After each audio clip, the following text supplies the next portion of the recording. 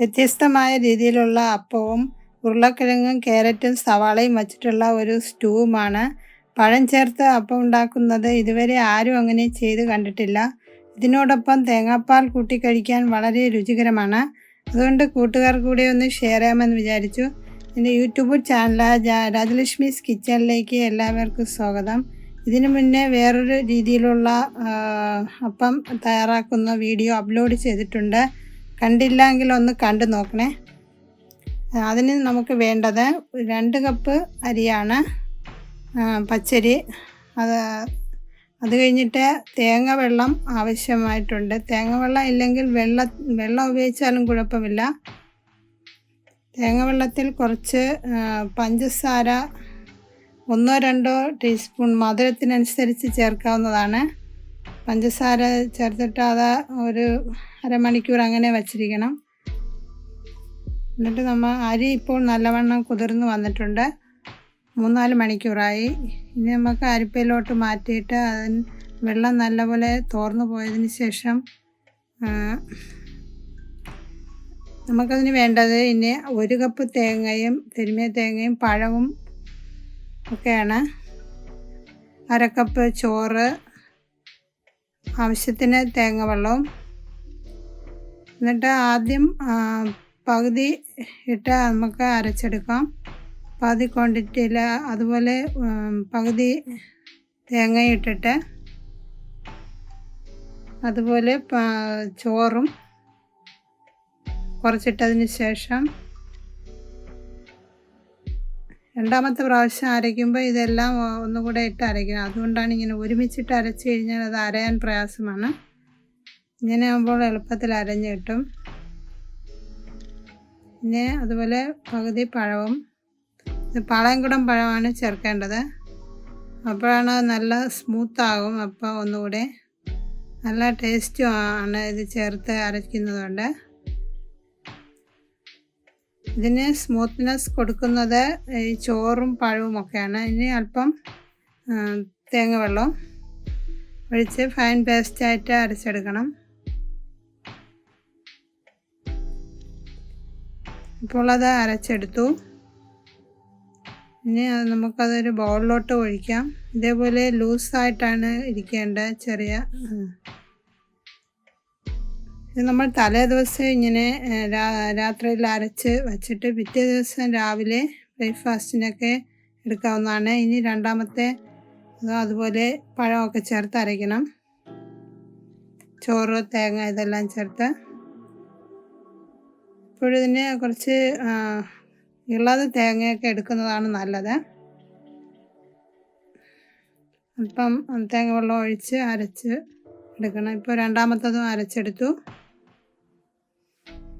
ഇനി അതും ബൗളിലോട്ട് ഒഴിച്ചിട്ട് നമുക്കത് അടച്ച് വേവിക്കാം. പിറ്റേ ദിവസം രാവിലെ നമുക്കതൊന്ന് തുറന്ന് നോക്കാം. അപ്പോൾ അത് നല്ലവണ്ണം പൊങ്ങി വന്നിട്ടുണ്ട്, നല്ല സ്മൂത്തായി വന്നിട്ടുണ്ട്. ഇനി നമുക്കതൊന്ന് ഒന്ന് ഇളക്കി യോജിപ്പിക്കാം. അത് കഴിഞ്ഞ് സോൾട്ട് നമ്മൾ രാവിലെയാണ് സോൾട്ട് അതിൽ ചേർക്കേണ്ടത്. തലേ ദിവസമേ സോൾട്ട് ചേർക്കാൻ പാടില്ല. ഇത് 1/4 ടീസ്പൂൺ സോൾട്ടാണ് ചേർത്തത്. എന്നിട്ട് കുറച്ച് വെള്ളവും ഒന്നുകൂടെ ഒന്ന് ലൂസാക്കി എടുക്കേണ്ടതുണ്ട്. ഇനി സ്റ്റൂ റെഡിയാക്കാം. 1 ക്യാരറ്റും 1 ഉരുളക്കിഴങ്ങും 1 സവാളയാണ് കട്ട് ചെയ്തത്. ഇനി വലിയ മുളക്, ചെറിയ മുളകും, ഇഞ്ചി കട്ട് ചെയ്തതും, കറിവേപ്പിലയും, പട്ട, ഗ്രാമ്പൂ, ഏലക്ക ഇതൊക്കെയാണ്. ഇനി നമുക്ക് അത് കുക്കറിലോട്ട് ഇട്ടതിന് ശേഷം ഇതിൽ ഓയിൽ വളരെ കുറച്ചാണ് ഉപയോഗിക്കുന്നത്. ബ്രേക്ക്ഫാസ്റ്റിനൊക്കെ എപ്പോഴും ഓയിൽ കുറച്ച് ഉപയോഗിക്കുന്നതാണ് നല്ലത്. പച്ചമുളകും ഇഞ്ചിയും എല്ലാം ഇട്ടിട്ട് 2 പാല് തേങ്ങാപ്പാൽ ഒഴിച്ചിട്ട് ഒരല്പം സോൾട്ടും കൂടെ ഇട്ടതിന് ശേഷം 1 കപ്പ് തേങ്ങ തിരുമ്മി അതിൻ്റെ തേങ്ങാപ്പാലാണ് എടുത്തത്. അതിൻ്റെ 2 പാലാണ് ഒഴിച്ചത്. അല്പം കറിവേപ്പിലയും കൂടെ ഇട്ടിട്ട് ഒരു വിസിലാവുന്നത് വരെ വയ്ക്കേണ്ടതാണ്. മീഡിയം ഫ്ലെയിമിൽ വെച്ചിട്ട് ഉള്ളിയൊക്കെ നല്ലവണ്ണം ഇങ്ങനെ വളരെ കനം കുറച്ച് അരിഞ്ഞ് ചേർക്കുന്നതുകൊണ്ട് പെട്ടെന്ന് തന്നെ കുക്കായി കിട്ടും. ഇപ്പോൾ അത് അതിൻ്റെ പ്രഷറൊക്കെ പോയി. ഇനി നമുക്കത് തുറന്ന് നോക്കാം. നല്ലപോലെ വെന്ത് വന്നിട്ടുണ്ട്. ഇനി നമുക്ക് ഒരു ചീനച്ചട്ടി വെച്ചതിന് ശേഷം നല്ലവണ്ണം ചൂടായിട്ട് വന്നിട്ട് ഒരു 2 ടേബിൾ സ്പൂൺ വെളിച്ചെണ്ണ ഒഴിക്കുക. എന്നിട്ട് ഒരു 1/2 ടീസ്പൂൺ കടുകും ചേർക്കുക. അത് കഴിഞ്ഞ് കുറച്ച് കറിവേപ്പിലയും. മീഡിയം ഫ്ലെയിമിൽ വെച്ചിട്ടാണ് ഇത് ഇങ്ങനെ വറുത്തെടുക്കേണ്ടത്.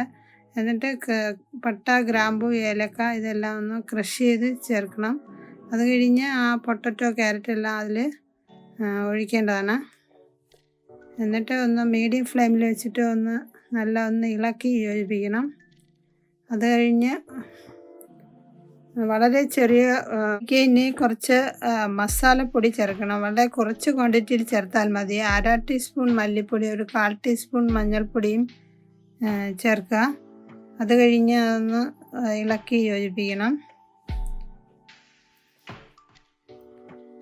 ഇത് തേങ്ങാപ്പാൽ, ഇത് 1-ാം പാലാണ്, നല്ല കട്ടിയായിട്ടുള്ള തേങ്ങാപ്പാൽ. അത് ഒഴിച്ച് കഴിഞ്ഞാൽ കൂടുതൽ കുക്ക് ചെയ്യേണ്ട ആവശ്യമില്ല.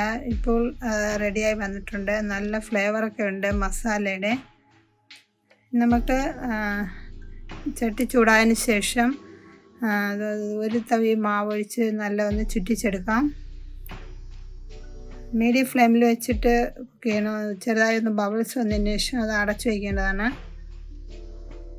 1-2 മിനിറ്റ്. ഇപ്പോൾ അത് നല്ല വെന്ത് വന്നിട്ടുണ്ട്. ഇനി നമുക്കത് പതുക്കെ ഇളക്കിയെടുക്കാം.